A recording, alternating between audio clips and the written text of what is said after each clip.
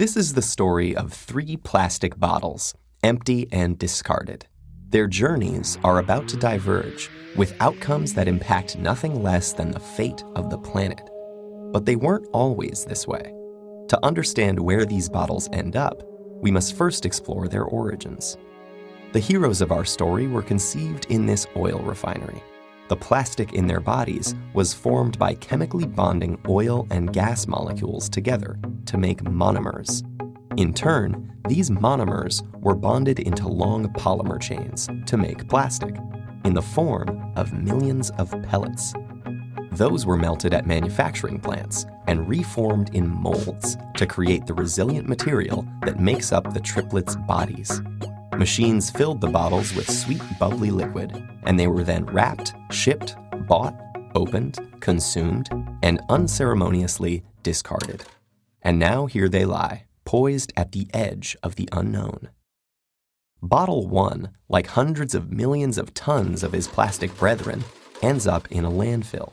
This huge dump expands each day as more trash comes in and continues to take up space. As plastics sit there being compressed amongst layers of other junk, rainwater flows through the waste and absorbs the water-soluble compounds it contains, and some of those are highly toxic. Together, they create a harmful stew called leachate, which can move into groundwater, soil, and streams, poisoning ecosystems and harming wildlife. It can take Bottle 1 an agonizing 1,000 years to decompose. Bottle 2's journey is stranger, but unfortunately no happier. He floats on a trickle that reaches a stream that flows into a river, and a river that reaches the ocean.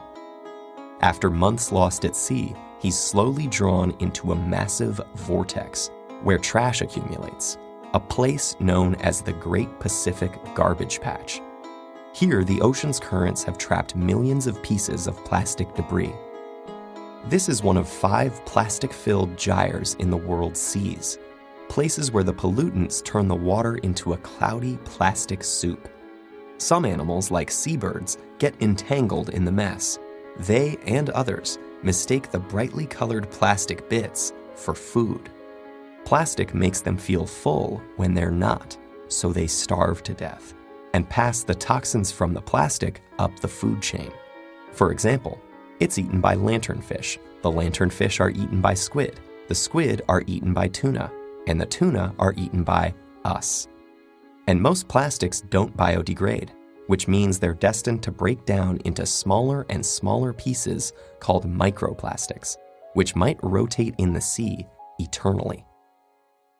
But Bottle 3 is spared the cruel purgatories of his brothers.